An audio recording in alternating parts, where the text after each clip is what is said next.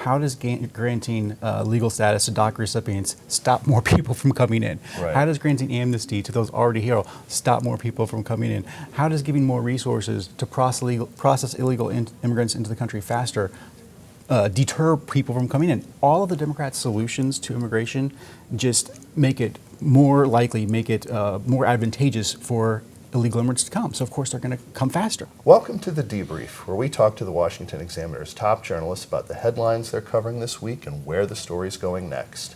I'm Jim Antle. I'm joined by commentary editor Conn Carroll. Conn, former President Donald Trump, currently the frontrunner for the Republican presidential nomination. He really seems to be trying to get back to the formula that worked for him in 2015, 2016.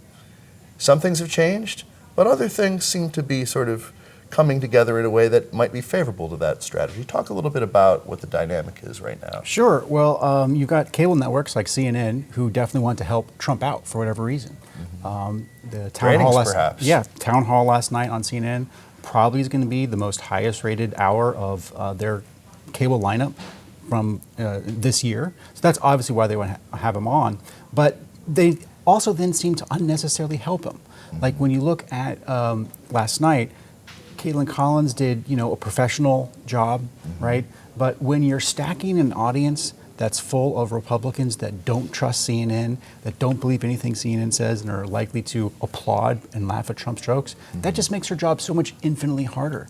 And Trump was just able to steamroll her all night. Yeah, Caitlin, a lovely young woman with whom I've worked, the power you have as a host is really having the audience on your side.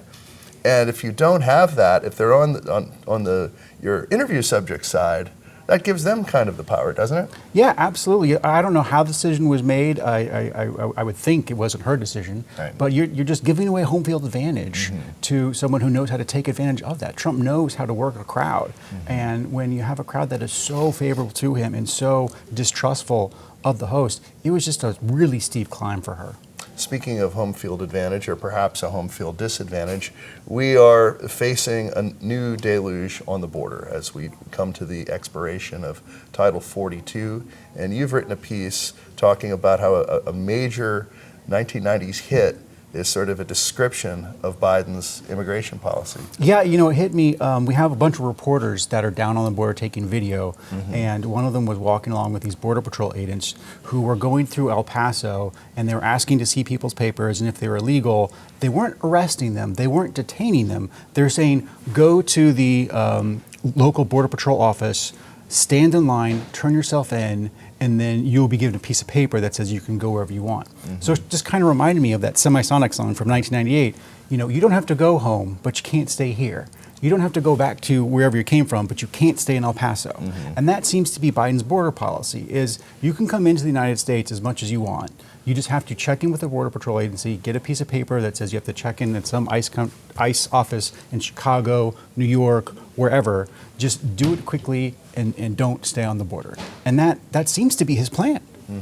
Now, this has been an issue for the administration really throughout Biden's term. And they've at various points made some sort of cosmetic changes to their approach, but they've never really seemed to be willing to make any very substantive changes. Not at all. They do all these bells and whistles. They'll throw 2,500 National Guard troops down. They've been down there for almost a year now. They just announced they're sending another 1,500 troops down there. You say, oh, they're sending troops to the border. Right. But, the troops aren't there arresting people. Right. They're moving papers. They're helping the Border Patrol agents process migrants into the country faster. And that really has been the goal all along. Every resource that Biden has put into the border, whether it's huge new tents, new buildings, new immigration agents, it's always to process illegal immigrants into the country faster. It is never, ever to detain or deter people from coming into the country. And whenever this is brought up, the White House's answer is, if only congressional Republicans, who in the first 2 years of the Biden administration were in the minority in both chambers of Congress, if only congressional Republicans would acquiesce to everything we want to do on immigration, everything would be fine. Yeah, and it's just laughable, right? I mean, how does granting legal status to DACA recipients stop more people from coming in? Right. How does granting amnesty to those already here stop more people from coming in? How does giving more resources to process illegal immigrants into the country faster deter people from coming in. All of the Democrats' solutions to immigration just make it more likely, make it more advantageous for illegal immigrants to come. So of course they're going to come faster. I mean, it further incentivizes. Further incentivizes, yes. And, you know, one of the reasons many would argue that we've had such pressure on the border throughout Biden's presidency is that people who come feel like they're more likely to be allowed to stay. Oh, yeah. And, you know, the Biden administration likes to talk about misinformation, but the only misinformation is coming out of them. It's coming out of Mayorkas and Biden saying the border's closed. The migrants that come, they have feedback loops. They are getting their information from family members and friends, right? They trust a family member and friend. When someone from Venezuela or Peru or Nicaragua has a family member that has come in and successfully found a job and is in this country and says, hey, if you come down to this spot and you get in the country, this is where I did, you can do it too.